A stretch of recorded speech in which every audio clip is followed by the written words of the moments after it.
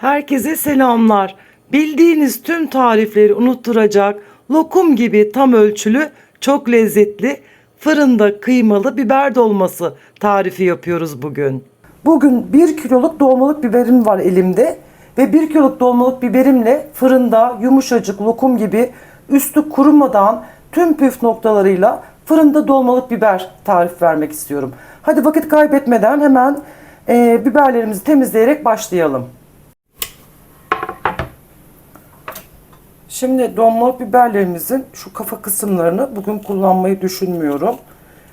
Kafa kısımları yerine üzerine domates kapatarak daha güzel, lezzetli bir dolmalık biber hazırlamasını öğreteceğim sizlere. Göstereceğim. Öncelikle dolmalık biberimizin içinin çekirdeklerini temizleyerek başlıyoruz.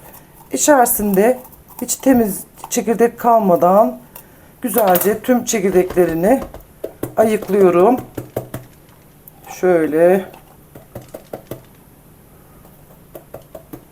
Sonra şöyle kabıma ayırıyorum ve sırayla geri kalan tüm biberlerimi temizleyip yıkayacağım. Dolmalık biberlerimin içinin dışını güzelce yıkadım. Şöyle ters çevirerek sularını süzmesi için süzgeçte bıraktım. Fırında biber dolmamızın iç harcı için 200 gram orta yağlı dana kıyma, 1,5 su bardağı yıkanmış ve suyu süzülmüş pirinç. Şöyle bir adet orta boy, bir tane de küçük boy kuru soğanım var. Soğanlarımızı küp küp yemeklik olacak şekilde incecik doğrayalım.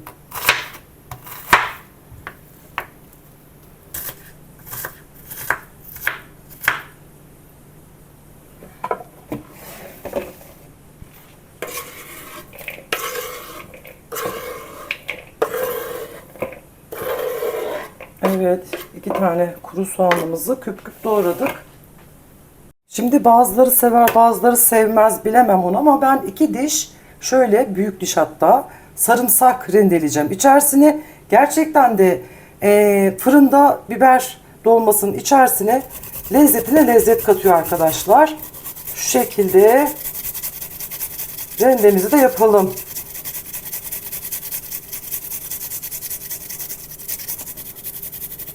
Zaten fırında pişeceği için o sarımsak kokusu sizi kesinlikle rahatsız etmeyecek.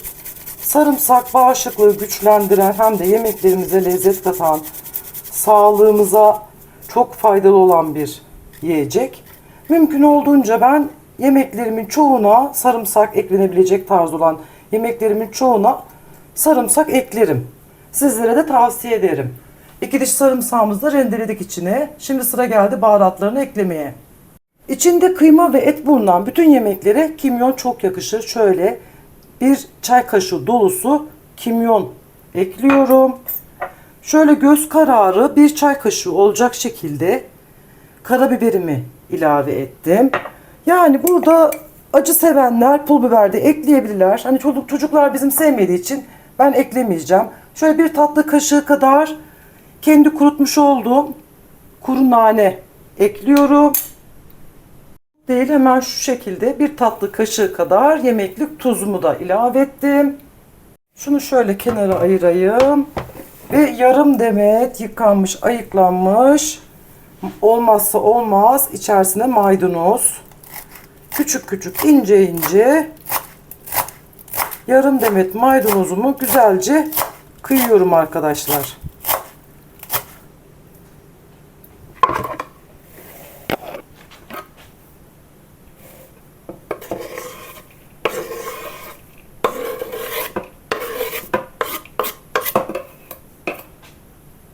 İçerisine bizim kendi zeytinyağımız 4 yemek kaşığı olabilir, 5 yemek kaşığı olabilir.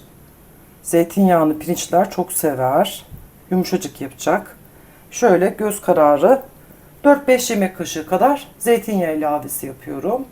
İçerisine şöyle 1 yemek kaşığı kadar kendi yaptığım ev yapımı domates salçası ve 1 yemek kaşığı da biber salçası. Bu da ev yapımıdır. Kendi yaptığım salçadır. Ve başlıyoruz yoğurmaya. Önümüzdeki Temmuz ayı içerisinde salça yapımı, tarhana yapımıyla alakalı videolar da paylaşacağım arkadaşlar. Onları mutlaka izleyin. Yani benim tariflerim gerçekten tam ölçülü tariftir. Şimdi böyle güzelce tüm malzemelerimiz birbirine iyice karışıncaya kadar güzelce yoğuruyoruz. Ben bu arada sizlerle tanışmayı çok isterim arkadaşlar. Hangi ülkelerden izliyorsunuz? Hangi şehirlerdesiniz? Sizin yörelerinizdeki yöresel yemekler nelerdir? Ya da benim ne yemeği pişirmemi istiyorsanız yorumlarda buluşalım. Ben Denizli fırın tepsimi hazırladım. Biberlerim de suyunu süzmüş. Şu şekilde tatlı kaşığıyla hazırladığımız iç malzemesinden alıyorum ve içerisine dolduruyorum. Çok doldurmayacağız. Çünkü bu biberin içerisindeki pirinçlerin pişince şişme ihtimalinde düşünerekten bakın şöyle hemen yarısından azıcık fazla olacak şekilde doldurdum. Bu pişince şu boşlukta olacak. Ben bir de bunun üstüne domates de ekleyeceğim. Dışına taşmamış olacak. Şöyle bir tane daha göstereyim. İç malzememden alıyorum. Dolmanın içerisine hazırladığım iç malzemeyi en alta tabanına yayıyorum. Bunu da aynı şekilde şöyle bastıralım biraz. Birazcık daha koyabiliriz buna. Çok doldurmayacağız. Yarısından biraz fazla. Üzerine şöyle 1,5-2 parmak kalınlığında mutlaka boşluk kalması gerekiyor. Ben şimdi bunların hepsini sırayla dolduracağım. Ekran karşısında sizlere çok vaktini almak istemiyorum. Bir püf noktası göstermek istiyorum. Bu biberlerin bunun içerisinde biraz sonra sos hazırlayacağız. Sosu güzelce rahatça çekip içindeki pirinçlere sosun lezzeti geçsin ve de pirinçler çiğ kalmasın diye, diri kalmasın diye. Şöyle taban kısmından ve sağından solundan bıçağımla bakın şöyle delikler açıyorum ki buradan sosumuzun suyundan da çeksin ve rahat rahat pişsin diye tüm biberlerimi bu şekilde hazırlayıp aynı işlemi yapacağım. Delik açmayı unutmayın, mutlaka burası çok önemli. Ben biberlerin hepsini doldurayım. Sonra beraber sosumuzu hazırlayıp fırına nasıl göndereceğimizi onu göstermek istiyorum. Evet, 15 tane dolmalık biberlerimin hepsi, malzemelerim tam denk geldi arkadaşlar. Bir kaşık bile artmadı. 1,5 su bardağı pirinç, 200 gram kıyma ve baharatları, salçası falan hep beraber 2 kuru soğanla malzemeler tam denk geldi. Şimdi şöyle 2-3 tane küçük çeri domates vardı. Onları ben küp küp doğradım. Gerçekten çok güzel lezzet katıyor. Tavsiye ederim. Hem pirinçlerin dışına taşma ihtimalini engellemek için hem de üzerinde domates hani fırında pişeceği için közlenmiş domates lezzeti de oluşsun diye şöyle üzerlerini doğramış olduğum domateslerle dolduruyorum arkadaşlar. Gerçekten tavsiye ederim.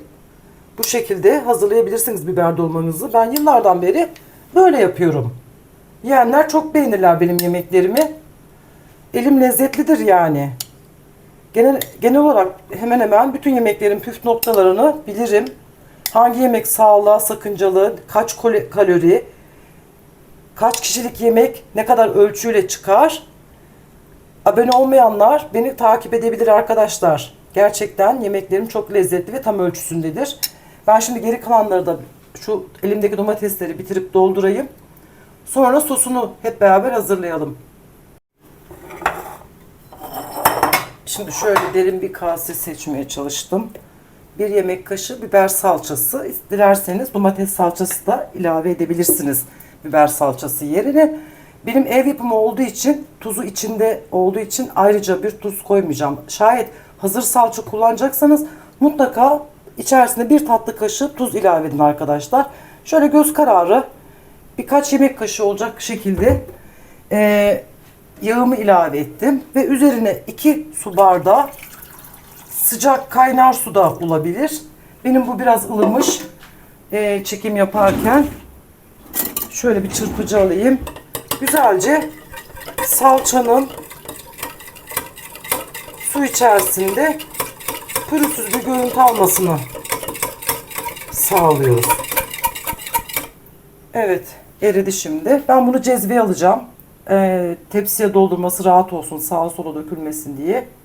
Şimdi hazırlayacağınız sos miktarı 2 su bardağı dedim, fakat kullandığınız fırın tepsisine göre değişebilir.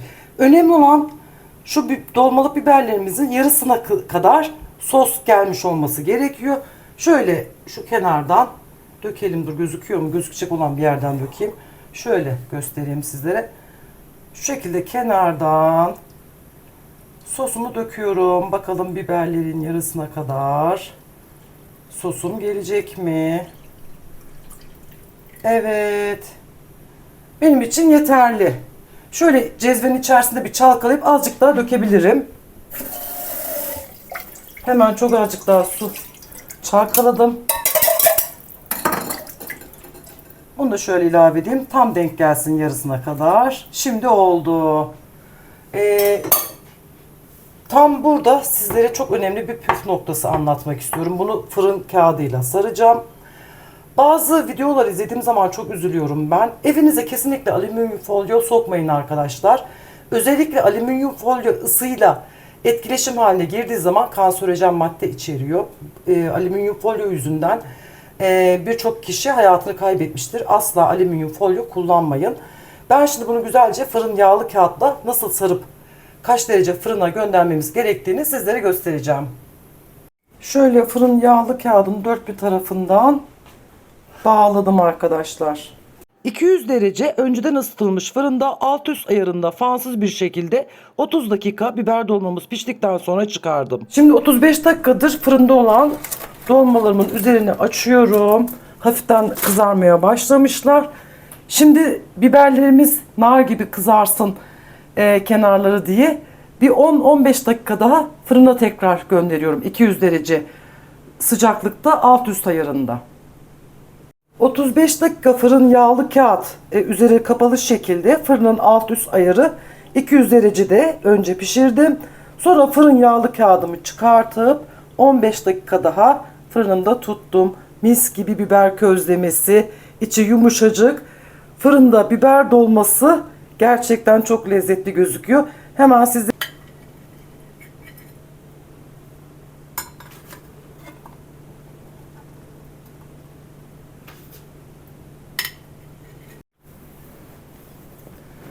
evet, sizler için bakın arkadaşlar, pirinçlerimiz çok güzel pişmiş. Oh, mis mis mis gibi köz.